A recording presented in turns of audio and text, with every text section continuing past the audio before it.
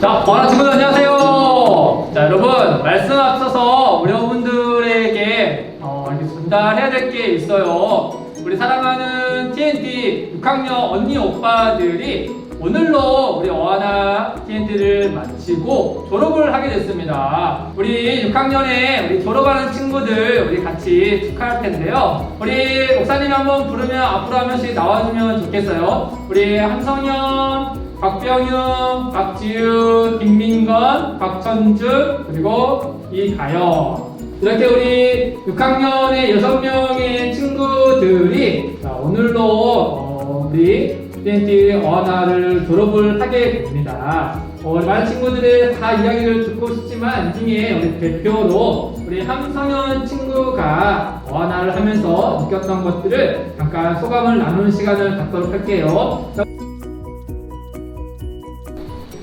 안녕하세요. 저는 6학년 함성현이라고 합니다. 저는 3학년 때 엄마의 제의로 어하나를 나오게 되었습니다. 저는 당시 엄마에게 순종하는 편이라 엄마의 관심 아래에 다니고 있었던 것 같습니다. 솔직히 어렸을 때 말씀 암송이 저의 삶에 아무런 영향이 없었습니다. 그래도 두뇌가 좋아진 것 같습니다. 그러나 초등학교 5학년 6학년이 되었고 삶은 많은 시험이 있었습니다. 일주일에 한 번은 꼭 어하나에 나갔던 저는 자연스럽게 시험이 있을 때 말씀이 생각나며 많은 힘듦을 이겨낸 적이 있었습니다. 예를 들면 열심히 해서 이번에는 꼭 좋은 점수가 나올 거라고 엄마 아빠에게 큰소리를 떵떵 쳤지만 수학시험 실직 5점, 그다지 별로 좋은 점수는 아니었습니다. 순간적으로 이 사실을 숨기고 싶었지만 챌린지 2권 5-4 91페이지 잠언 12장 19절 진실한 입술은 영원히 보존되오니와 거짓처는 잠시 동안만 있을 뿐이라 라는 말씀이 생각나 솔직하게 말했던 기억이 있습니다. 이처럼 어하나의 말씀 암송은 중요한 시간이었습니다. 또 게임은 하나의 즐거움이었습니다. 다른 날 쌓인 스트레스에서도 매우 좋았습니다. 어하나를 하면서 어려웠던 점도 물론 있었습니다. 무엇보다 어하나를 나가기 위한 스케줄 조정이었습니다. 저는 야구를 해서 항상 훈련이 언제 끝날지 모르는 상황에서 어하나 스케줄 조정하는 것은 매우 어려웠습니다. 또 훈련은 3시부터 길게는 9시, 짧게는 8시까지 있습니다. 오전에는 학교 수업이 있었습니다. 이런 상황에서 어하나 말씀을 암송하는 것은 매우 힘들었습니다. 훈련을 시작하고 나서 주중일상 또는 매우 바쁘게 움직여야 했습니다. 야구 훈련, 개인 운동, 학교 숙제, 학원 숙제, 집안일, 어하나 등 야구와 공부를 병행하다 보니 어하나 말씀 암송 시간을 비해 매우 바쁘게 들어간 것 같습니다. 이렇게 많은 일을 겪다 보니 마지막으로 후배들에게 하고 싶은 말이 있었습니다. 배울 때는 매우 지겹고 힘이 들지만 꼭 필요한 상황에서는 중요한 무기로 나타나는 것 같았어. 열심히 해서 말씀을 암송해 힘들고 어려운 일이 있어도 흔들리지 않기를 바랄게. 이상으로 마치겠습니다. 감사합니다. 6학년 성현 친구가 우리 후배 친구들에게 아주 좋은 말을 해줬죠. 자, 이 시간에는 우리 선생님들이 앞으로 한 명씩 나와서 우리 친구들에게 상장과 또 상을 같이 수여하는 시간을 갖도록 할게요. 자, 이어서 우리 가연이, 그리고 우리 지우, 그리고 우리 천준이, 그리고 우리 병윤이, 그리고 우리 성현이까지 우리 선생님들이 우리 친구들을 가르치면서 이제 떠나보내는 마음이 너무나 서운하겠지만 우리 같이 또 축하해 주시면 좋겠습니다. 네, 우리 병윤이나 성현이 기다립니다. 어서 나오세요. 네, 네, 일단 여기서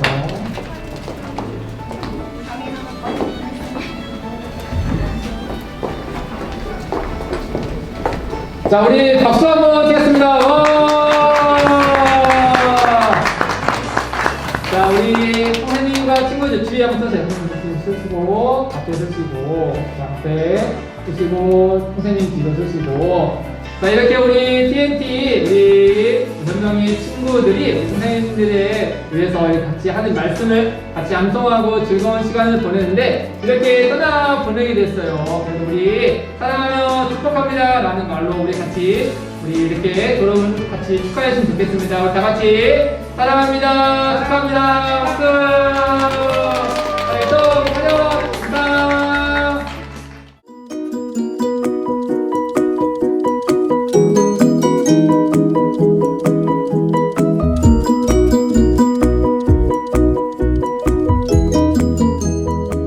친구들 안녕하세요. 우리 사랑하는 친구들 10주 동안 하나님 말씀을 암송하고 열심히 훈련에 임해줘서 너무나 고맙고 또 축복합니다.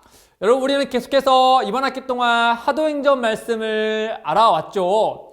우리 사도행전 마지막 부분에 보면은 여러분 계속해서 바울이 등장하잖아요. 지난 시간에도 바울과 실라에게 있었던 이야기를 우리 도전사님께서 여러분에게 아주 실감나게 증거해줬죠. 여러분, 바울은 이처럼요, 어딜 가나 늘 복음을 증거하기를 힘썼고 그 일에 대해서 너무나 즐거워하고 열정이 넘쳤던 사람이에요. 때로는 바다를 건너기도 하고요, 때로는 대륙을 넘어가기도 하고요, 여러 외국을 가서 복음을 증거하면서 시장에서 증거하고 심지어 감옥에서도 찬송함으로 한 간수에게 복음을 증거하기까지 했죠. 근데 이번에도 마찬가지였어요. 근데 이번엔 조금 더 특별한 상황에 처했거든요. 바로 황제에게 재판을 받기 전 그 재판 중에 복음을 증거한 이야기였어요. 여러분, 바울은 예루살렘에 들어와서 복음을 증거하고 유대인들에 의해 시기와 또 질투로 인하여서 그가 고소당했잖아요. 유대인들은 어떻게든 자기들의 힘으로 그 바울을 감옥에 집어넣고 그리고 이어서 신성 모독이라 해가지고 그를 사형에 집행하기를 원했어요. 근데 이게 어떻게 된 일이죠? 그들이 그와 같은 일을 할 수 없었거든요. 왜냐하면 바울은 유대인이면서도 동시에 그 로마 제국의 시민, 로마 시민이었던 거예요. 그러니 그들에게 바울에 대해서 이와 같이 사형을 집행할 만한 권한이 그들에게는 없었거든요.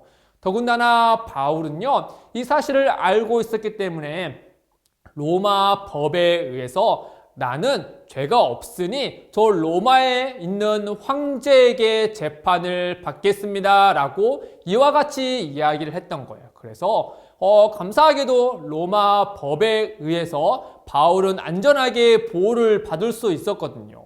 근데요, 그 상황 가운데 로마 총독이 새로 바뀌게 된 거예요. 로마 총독이라면 여러분 잘 알고 있는 빌라도, 그 다음에 그 이후에 이어서 그 다음에 되어진 베스토라는 총독이었어요. 베스토가 와서 보니까요, 여러 가지 업무를 보니까 이 바울이라는 자가 로마 황제에게 상소한 이야기가 있거든요. 그래서 그러면 이 사람을 저쪽 바울을 저 로마에 보내기까지 해야 되겠구나 라고 하면서 그의 제목이 뭘까 살펴봤더니 어머나, 이거 참 곤란해진 거예요. 왜냐하면 이 황제에게 이 바울이 연관된 사건이 이와 같습니다 라고 설명을 해서 그 서류를 작성해서 보내야 되는데, 바울은요, 어떤 살인죄에 연관되어진 것도 아니고요, 또는 어떤 불순한 의도에 의도된 것도 아니고요, 또한 어떤 반역이나 정치적인 죄에 연관된 것도 아니에요. 그의 제목을 보니까요, 그들이 믿는 바로 죽었다 살아난 예수, 죽은 예수가 다시 부활했다라는 사실을 사람들에게 전한 것이 그의 제목이다 적혀있는 거죠. 아니, 죽은 사람이 다시 살아나는 것도 정말 이해가 안 되지만, 그것을 증거한 것도 이해가 안 되지만, 그렇다고 이것을 가지고 사형에 집행할 만한 것인가? 또 이와 같은 것을 가지고 로마 황제에게 가서 재판을 받을 만한 것인가? 라면서 의문이 너무나 많았던 거예요. 그럼 어떻게 해요? 어쨌든 간에 그 바울이 로마 시민권자로서 로마 황제에게 재판을 받기를 원한다고 말을 했으니 그를 그곳에 보내긴 해야 되는데 뭐라고 써야 되지? 라고 생각했던 거예요. 근데 그때 때마침 그 갈릴리와 그 윗지역을 담당하고 있었던 아그리빠 왕이란 자가 이스라엘의 분봉 왕이었는데, 그가 베스도에게 인사차 찾아왔던 거예요. 그래서 베스도가 옳거니 저 아그리빠 왕은 유대의 풍속과 전통과 율법에 대해서 문화에 대해서 잘 알고 있으니 저 바울에 대한 이야기를 같이 들어보면은 그에게서 조금 더 이 서류를 작성할 만한 도움을 받을 수 있지 않을까라고 생각했던 거죠. 그리고 아그리빠 왕과 그가 데려온 많은 신하들과 그 높은 지위에 있는 사람들을 다 불러 모아서 그곳 가운데 바울을 데리고 와서 그로 하여금 너가 고소당한 거에 대해서 한번 변론을 내봐라 라고 이렇게 기회를 줬던 거예요. 근데 이 사실을 알고 있던 바울은 이 사실이 너무나 기뻤을 거예요. 왜냐하면 아주 공개적으로 자신의 죄가 무죄하다는 사실을 알리는 것뿐만 아니라 훨씬 더 좋은 건 그 가운데 있는 아그리빠 왕과 그 외에 높은 지위에 있는 사람들에게 복음을 증거할 수 있다라고 생각이 들었거든요. 그래서 바울이요, 제수의 입장으로 또 황제의 재판을 받기 그 중간에 있어서 그 아그리빠 왕과 베스도와 여러 높은 지위에 있는 사람들이 앞에 서 있었어요. 한번 상상해 보세요. 아그리빠 왕과 베스도와 높은 지위에 있는 사람들, 주황색, 아주 청록색, 아주 화려한 옷을 입고 귀걸이를 하고 왕관을 하고 아주 맛있는 음식들이 꽉 있는 그곳에서 바울은 좀 위축될 수도 있었겠죠. 그럼에도 불구하고 바울은 담대하게 그 아그리빠 왕을 향하여서 이렇게 외치기 시작했어요.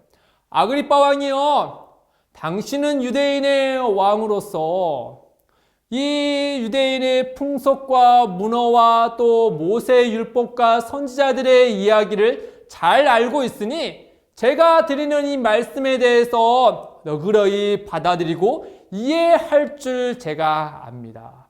아그리빠 왕이여, 제가 당신도 알다시피 또 수많은 유대인들이 알다시피 저는 어렸을 때부터 이 율법을 철저하게 가르침을 받았고 배웠으며 그 율법대로 실천해왔던 열심히 있는 사람이었습니다.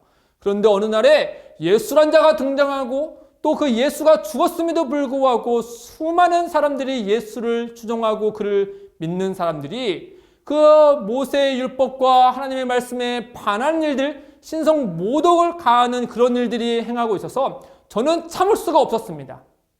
그래야 해서 그 예수를 믿고 예수를 추종하는 사람들을 쫓아가면서 그들을 잡고 감옥에 집어넣고 심지어 그에게 사형을 집행할 때 나는 찬송표를 던지면서 그들이 죽는 것이 전혀 아깝지 않다라고 생각했던 사람이 바로 저입니다. 저는 심지어 그 대사장의 권한을 받아서 우리나라뿐만 아니라 외국에 가서까지 그 예수를 믿는 자들을 다 붙잡아서 다 감옥에 넣고 싶었던 사람이 바로 저였습니다.